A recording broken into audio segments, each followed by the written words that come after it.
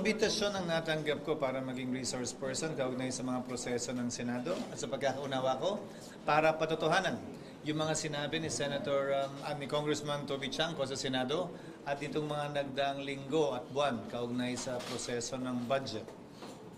Sir, matatanong po ba dyan yung regarding sa donation sa inyo?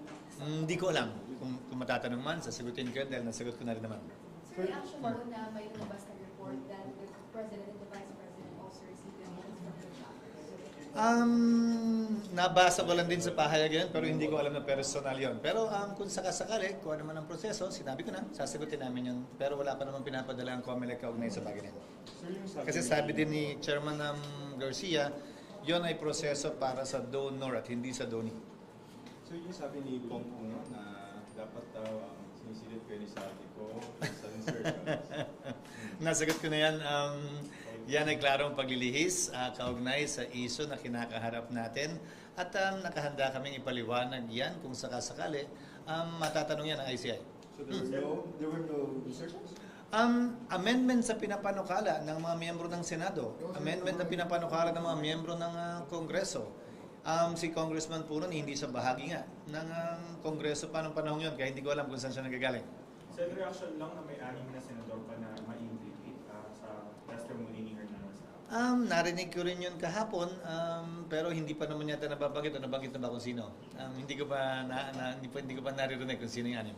O kasama na yung tatlo. So yung mga small committee, paano doon pinuputok eh? May nangyari bang insertions sa flood sa 2025? In the past?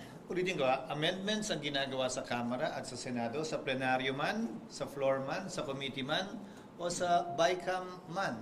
Marahil isa yun sa mga prosesong tatanungin ng ICI, hindi lamang kaugnay sa 2025, pero kaugnay sa mga nagdaang budget.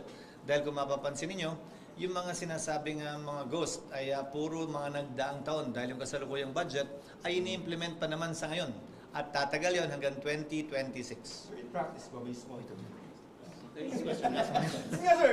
Doon muna. Sasagutin ko na muna sila. Pero sir, when they ask you, Pagbaba. Sir, King Lacson po, Yes. opinion na sa tingin niya mas fitting maging state witness si Bryce Hernandez than this guy. Hindi para sa akin na timbangin yun. Para sa akin, marapat at dapat kung magiging state witness, ayon sa procedure, korte ang magpapasya nun. Sure, Dahil lang nagdi-discharge sa witness ayon sa batas ay ang korte. sir, when the ICI asks you, is there a small committee that inserts flood control projects? Wala at hindi ako bahagi noon at hindi flood control projects dahil ang alam kong komite ay nagre-reconcile ng pagkakaiba ng dalawa. Karamihan ay mga miyembro ng Finance at ng Appropriations Committee. Sir, kita niyo yun. Thank you. Kita niyo yung luxury.